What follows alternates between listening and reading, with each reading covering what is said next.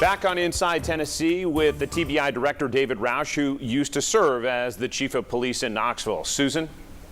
Well, and speaking of the Chief of Police in Knoxville, we have a search going on. I would guess that you are fairly familiar with what kind of person that the mayor will be looking for, and is it going to be an internal candidate, external candidate? Just kind of catch us up as what you know as far as that search. Sure. So Mayor Kincannon's done a great job of really talking to a lot of people and getting some insight on what this should look like and what type of person and what are the qualities of a good police chief. And so I've had an opportunity to talk with her. I know many of the former chiefs, all the former chiefs that I'm familiar with, Sterling Owen and Phil Keith and even obviously the current chief, Eve Thomas. We've all had those conversations separately with her, and each of us have different perspectives, and so I think that's been good for her and enriching her, and I know that she's gone out in the community. I've talked to a number of people who have provided her some insight as well, and so I think she's doing a great job in the process and bringing in PERF, the Police Executive Research Forum, an organization I've been a member of for years. They are top notch. They're really good at executive search, and so she's got the right. I think the combination of getting to the right person and finding that right person. So it's encouraging, I think, for the community to understand that she's doing everything that you would expect a mayor to do their due diligence to do a hire. As far as internal, external, there are a lot of really, really talented and qualified individuals inside the department. My concern, though, is because of all of the challenges that have been presented from both inside and outside. I think it'll be difficult to find some of those very talented people to put in. I think they'll just kind of want to wait and see and get a feel for what's going on. And so I hate to project, but it may be time for an outside. I don't know. Unless one of those really talented folks inside put in, it may be time. Director, you worked at KPD for 25 years. In your opinion, could KPD's culture use a little buffing? I think the culture is fine. I think there's just these ebb and flows that happen. I think the base culture at KPD is still as solid as it's been. It's a professional organization. There are always these ebb and flows that happen, and you have individuals who can cause issues. But I think as far as and I still believe in the men and women who are wearing the uniform for Knoxville. They are professionals, and I just think that there's a void of leadership that needs to be filled that has become a challenge with a lot of the things that have been kind of hard to address because of the nature of them. And so I honestly believe that the core culture is fine. There are always tweaks and improvements that can happen.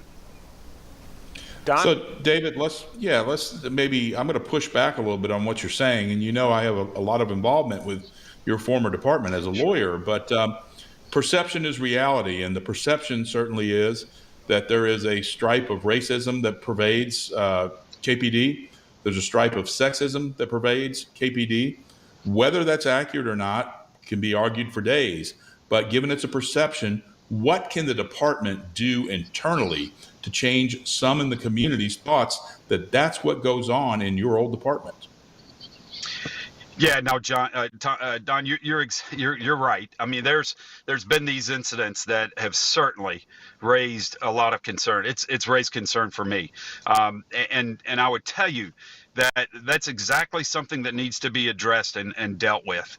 However, it really isn't indicative of the vast majority of the men and women in that department, and I just it's from my 25 years that I spent in that department. It is not the core. It's not the culture. It is. I believe it's just the nature of some things that shouldn't have been allowed to happen. And it really comes down to the courage of those in the department who I know are amazing professionals to step up and to properly address these issues. And so I think there is, obviously the perception is there. I think the need is for better community connection and better communications between the community and the department, and that's going to take a leader to step in and engage and become engulfed and find themselves working very closely with the community. Only about 90 seconds left. I want to get a quick hot take on a couple of issues, Director. Number one, what's the most concerning illicit drug working its way around the state for you right now? Well, by and far, fentanyl. Fentanyl is killing our residents in unbelievable numbers. Fentanyl and its derivatives, it's being added into everything. It's being sold as itself. It is deadly. It is horrible. It's just crazy. That, and number two would be meth. The meth we see now is different than the meth in the past. This is P2P meth. It is causing severe psychosis. It is causing violence. And the quantity of it is off the charts. Lawmakers are batting around medical marijuana and legalizing marijuana in general. You oppose that idea and have testified against it. Do you think it's inevitable? I do not. I still think we've got folks that understand that the research isn't there, that the valid research isn't there, and what we're seeing in research from the places that have it is devastating. It's still the research on this souped up marijuana proves that it causes psychosis. It is absolutely a bad idea, and as long as I have breath in me, I will speak out against it. Finally, Director, we hear a lot about community policing, getting boots on the ground, people talking and building relationships in communities. Does community policing work? Absolutely. It's the only way to do policing. It has to be this cooperative effort between communities and police in order for us to have a safe community. There is no such thing as a police department that can go into a community and keep it safe without the residents working with that department. It just doesn't work.